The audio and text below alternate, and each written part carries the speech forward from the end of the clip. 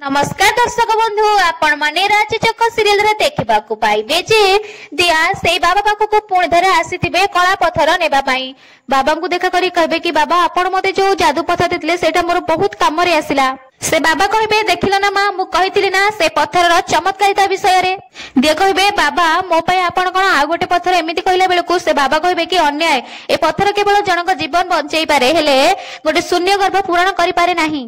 सुण मा सेथि पई तो तांत्रिक साधना करबा को पड़िबो कठिन तपस्या करबा को पड़िबो आ सेथि पई बहुत शक्ति बहुत धन आवश्यक। दे कहबे मते आ गोटे कला पत्थर दरकार थिला काहे कि ना मते हल जाइथिबो गोटे जिनिस खोजिबार अछि। बाबा कहबे कि नाई मा सेथि पई कला पत्थर न सेथि पई तो धला पत्थर आवश्यक हेले मा सेई पत्थर भारी महंगा दिया पचरेबे केते टंका बाबा से कहबे कि 5000 टंका लागिबो एपटे दिया तांको 5000 टंका देबे धला पत्थर नया पई सेते बेले आइन बुली बुली आसी कि सेई जगह रे पहुंच जाइथे जोठी दिया आ बाबा बसिथिबे आ दिया जत्ते बेले